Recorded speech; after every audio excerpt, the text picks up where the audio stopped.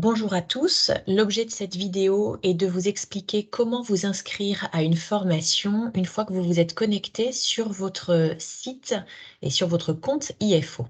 Donc, lorsque vous vous connectez sur le compte, la page d'accueil et la page d'actualité, et vous avez sur le bandeau gris en haut de la page un certain nombre de boutons, dont le bouton événements. Il vous suffit juste de cliquer sur événements et ensuite, sur le menu déroulant, de choisir calendrier des formations.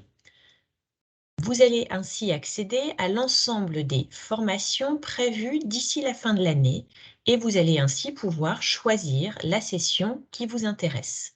Si vous avez plus spécifiquement un thème en tête, il vous suffit d'aller sur le bouton thème et de choisir le sujet qui vous intéresse en particulier. En l'occurrence, si je choisis droit du travail, je clique sur droit du travail et je verrai apparaître uniquement les 3 stages droit du travail qui sont prévus d'ici fin 2022. Si je suis intéressée par le stage du 22 et 23 novembre, je clique sur ce stage, s'ouvre un bandeau sur la droite avec le récapitulatif des informations, le thème, la date, le lieu et l'adresse plus particulièrement. Je sais qu'il reste 13 places actuellement restantes et j'ai un petit rappel des objectifs et du programme. Si je confirme qu'il s'agit bien du stage que je souhaite faire, je n'ai plus qu'à m'inscrire, tout simplement, et indiquer le nombre de nuits et le nombre de dîners pour lesquels je serai présent. Vérifiez bien que le CSE qui est présélectionné est bien votre CSE de rattachement.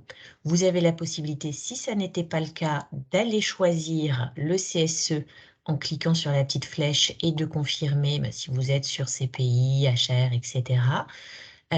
Seuls les CSE de votre métier apparaissent. Étant donné que je suis rattachée au métier de la construction, je ne vois que les CSE des métiers de la construction.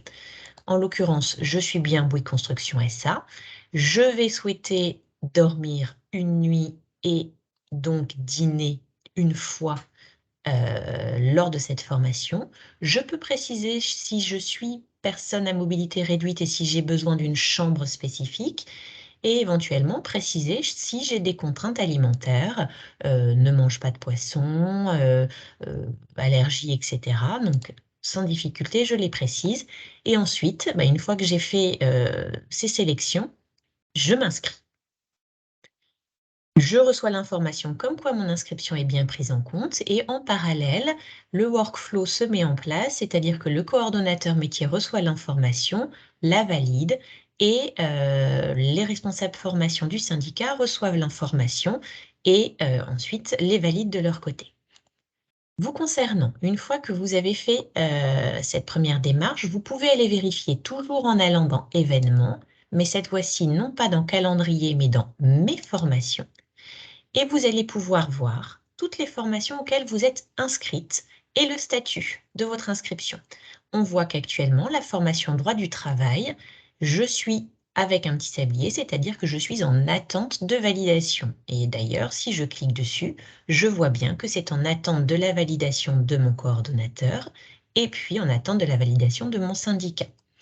Si je souhaite annuler parce que finalement, je me rends compte que je ne suis plus dispo, je peux annuler mon inscription en cliquant sur le bouton « Annuler mon inscription ». Je peux aussi la modifier si finalement j'ai besoin non pas de 1 nuit, mais de 2 nuits et de 2 dîners. Je peux modifier et valider donc du coup la modification. Lorsque j'y retourne, j'ai les informations et je vois bien que sont prises en compte 2 nuits et 2 dîners. Si je me rends compte que je ne peux pas y aller, j'annule tout simplement mon inscription. Au même titre que j'ai les informations concernant la formation droit du travail, je peux aussi retrouver les informations concernant les formations sur lesquelles je suis déjà validée, donc avec laquelle j'ai la petite coche. Lorsque je clique dessus, je retrouve les informations concernant ces sessions et je retrouve aussi les documents à télécharger, entre autres la convocation. Je clique dessus. va s'ouvrir sous un format PDF, ma convocation avec les informations concernant le stage, les horaires où je suis attendue, l'adresse, etc. Donc, comme vous le voyez, rien de plus simple pour recevoir, pour s'inscrire et recevoir l'ensemble des informations liées aux formations.